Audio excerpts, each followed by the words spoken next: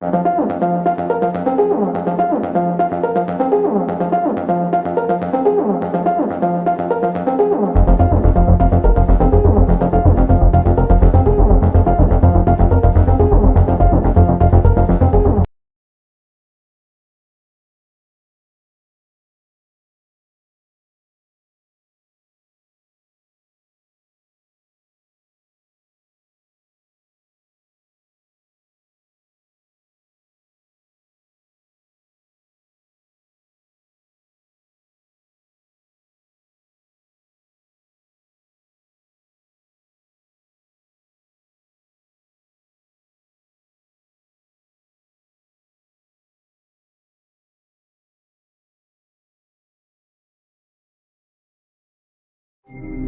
planetary system assault is an all-out war on a global scale, very often composed of a framework balancing strategic maneuvering and the realities of space warfare. It is from a doctrine which dates back from the 23rd century from its founder, Admiral James McKenna, who will become in time the first Director General of the Terran hegemony.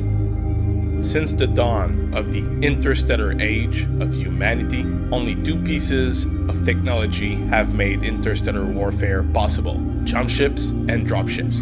The core nature of interstellar travel itself, since the early days of the Exodus, have created a very specific pattern for any planetary system assault that still endures in the 31st century. Kearney Fushida Hyperspace Jump Drive, or term KF drive, is contained inside every large interstellar transport vessel. In order to make this hyperspace jump, the KF drive creates an energy bubble around the ship that punches a hole through space, which allows instantaneous transportation across distances of up to 30 light years. It is an expensive, delicate, and very large piece of technology, taking up to roughly 95% of the ship mass. This leaves little room for armor, weapons, or cargo for any jump ship, which is why each of them carries one or more dropships in order to support an interplanetary drive from the arrival jump point in the planetary system to the targeted planet. Openings of those holes in space demands a vast amount of energy. And while the inserted fusion power plant on each jump ship can quick charge the KF drive in a few hours, despite an increased likelihood of a jump failure, the primary means to collect this energy for the KF drive is the jump ship's own solar sail array, which usually takes from 6 to 8 days for charging the core. Also called a jump cell, this high-strength polymer sheet coated with photochemical can absorb almost all forms of energy and converts it. While it does not appear on radar and is difficult to detect visually, the jump cell is only a few millimeters thick, making it extremely delicate. Because of that, a jump ship cannot maneuver with its sail deployed. Malfunction of the KF drive is a possibility, but it usually results in the craft simply arriving at a random point rather than the intended one. While there are documented cases of a jump ship remaining trapped in hyperspace, the fate of such unlucky vessels remains unknown even today.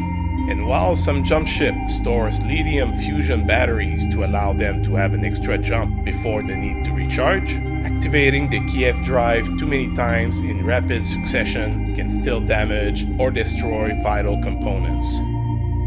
Despite its own great leap of advance in technology, the KF drive isn't without limitations or even fully understood.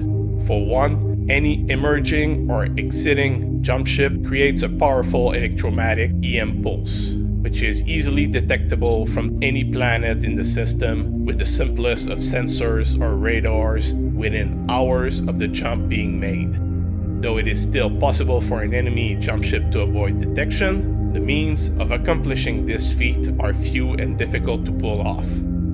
Since the majority of planets have space stations, relays, satellites, and even recharge stations at their jump points, any arriving ship will need to broadcast appropriate identification codes or be considered a threat. Therefore, in practice, Any defender will almost always detect an arriving jump ship and be ready to meet any enemy force head-on. Jump points. Another limiting factor is the energy bubble made by the Kiev drive that cannot be formed properly in the presence of a strong gravitational field. This most often limits jump ships to enter a planetary system through one of the system's two close points of gravitational stability at the zenith or nadir point of a system gravity well. Pirate points.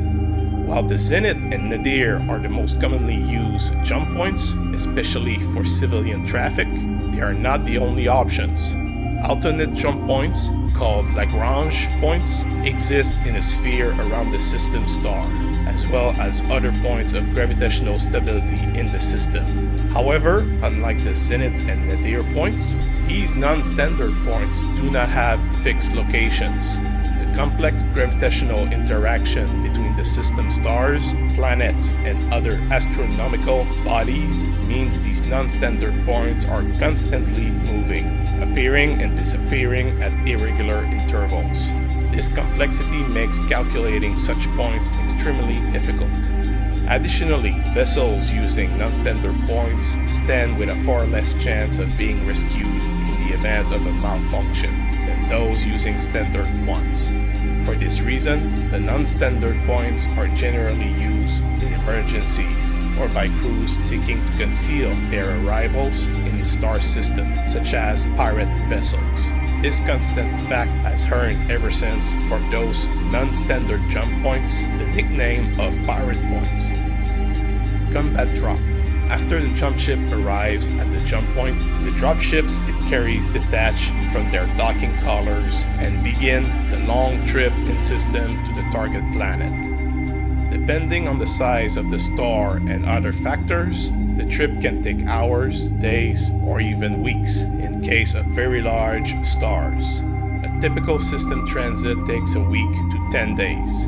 Upon arrival in orbit around the planet, the dropship will land and unload its cargo, usually behind friendly lines, as dropships are expensive and may play a vital role in the event of a tactical withdrawal. Sometimes, however, battlefield conditions call for landing troops closer to the enemy than a dropship can physically approach, especially in the midst of enemy forces. In these cases, a commander can call for a combat drop, a risky deployment technique made possible by the unique construction of BattleMechs and battle-armored troops. In a combat drop, rather than the dropship landing on the planet's surface, the troops jumps out of it at low altitude and fall to the surface. This tactic avoids the necessity of risking the dropship by landing it in hazardous terrain or in the middle of enemy lines, while allowing rapid troop deployment directly to such areas. The drop forces land safely by using jump jets or disposable jump packs to slow and guide their descent, though even with this equipment, combat drops remain extremely hazardous. Even well-trained pilots can damage their mechs if they make a minor altitude miscalculation or a slightly off-balance landing. For these reasons, combat drops are used only when absolutely necessary. Combat drops can also be made from very high or orbital altitudes if the drop force are encased in ablative cocoons that burn away during atmospheric entry. Standard campaign timetable. The following timetable represents a standardized progression for a generic military objective raid. Time intervals represents the days before and after the projected drop to the planet's surface. D-14 days. The regimental assault forces are breaking out of hyperspace.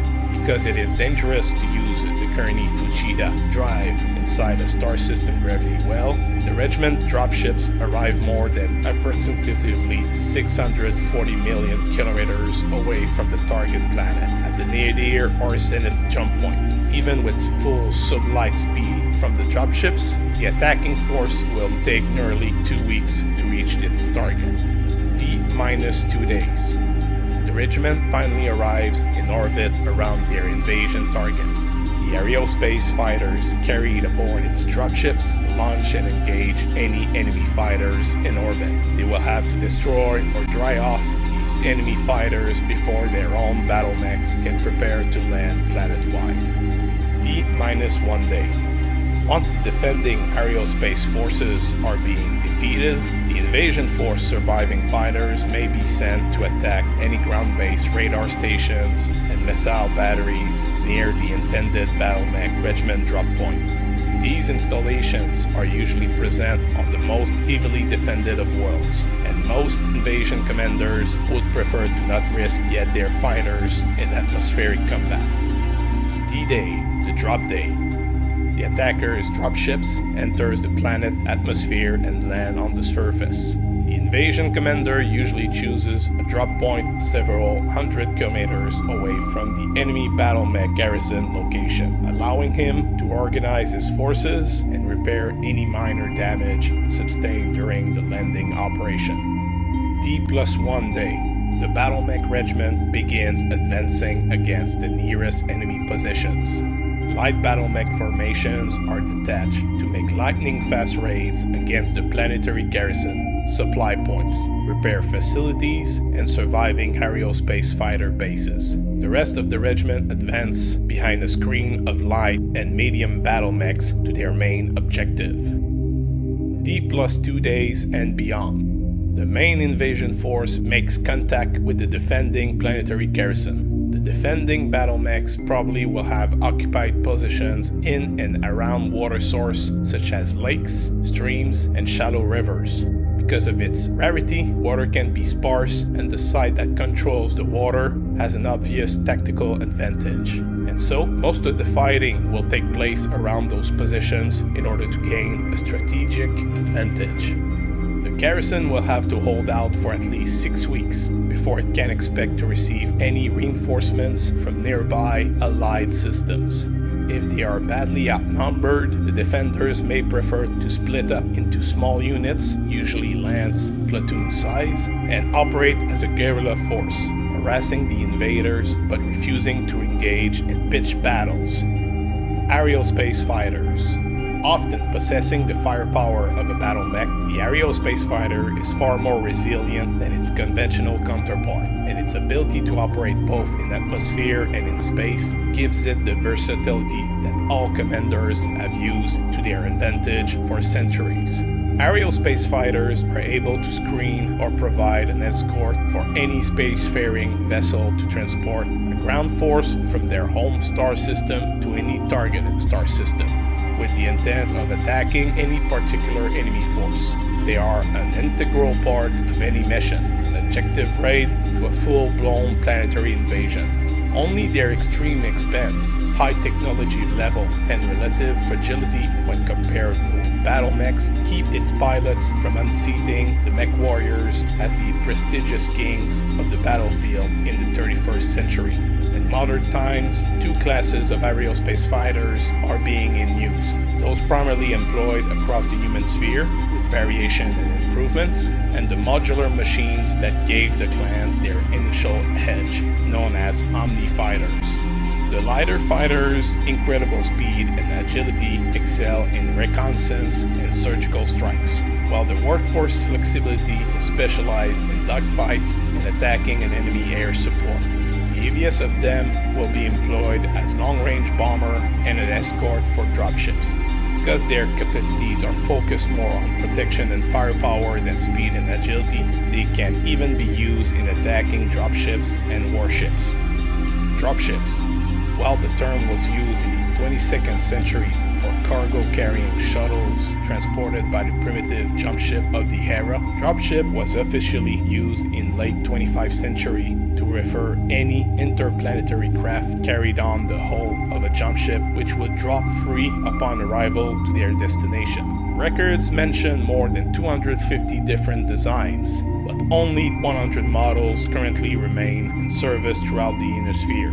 The backbone of any space fleet, dropships can be found anywhere across human-known space, providing every military with the ability to transport significant assets to any location across a planetary system, Whether for military conquest or simple commerce, dropships are a key component for interstellar travel.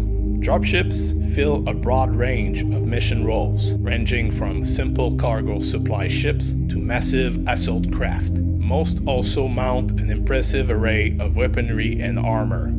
Some of these ships have been designed with solely firepower and protection in mind in order to destroy enemy dropships before they can land and disembark their troops. A pack of assault dropships can even be a threat to any small warship. Employed for small unit actions, company of infantry, vehicle to an entire lance of mechs, the smallest of dropships, most often in aerodyne hull shapes, are used to quickly insert or redeploy forces through long distances because they are smaller and more maneuverable. Primarily employed in planetary assaults, the largest of dropships, often in spheroid shapes, would only need 3 to 4 of these monstrous ships to transport an entire regiment of troops. Because their hull design is simpler than aerodynes, spheroid dropships are much easier and cheaper to construct. And since they can land in almost any type of terrain, the spheroid dropships are very popular with the military. JumpShips.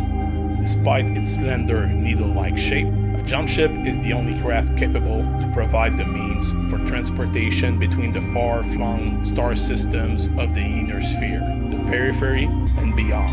These vessels make interstellar leaps of 30 light-years of distance at a time by harnessing the radiant energy of the stars with their huge solar energy cells and Kiev hyperdrive technology. JumpShips are primarily used to transport the fusion-powered dropships, the preferred method of interplanetary travel in the 31st century. Ever since the brutal Second Succession War, JumpShips are not considered proper military targets anymore, and an unspoken ban on attacking them has preserved humankind's ability to travel across interstellar space. WarShips.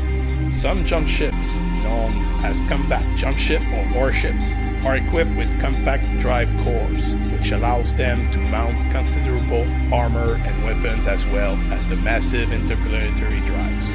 WarShips are a rare sight, as the technology used to create the compact drives was almost lost long ago in the wars that have wrecked the hemisphere for centuries.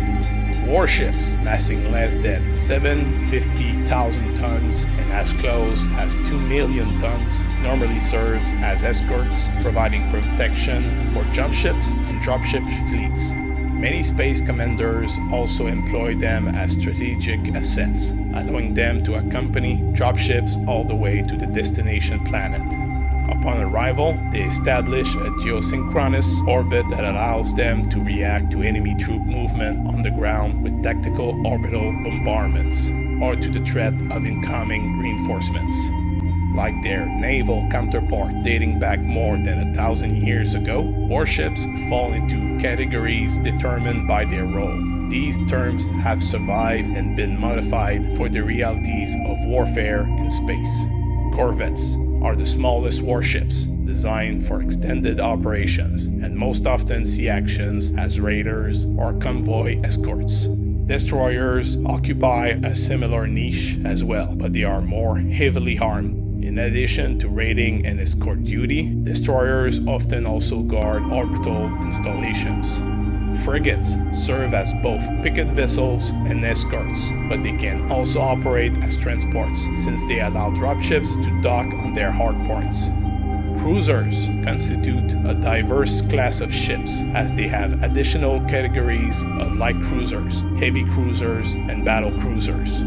Despite all of them being swift behemoths, most cruisers can operate away from supply facilities for extended periods, with heavy cruisers often used as command vessels and battle cruisers just providing the knockout punch for any fleet.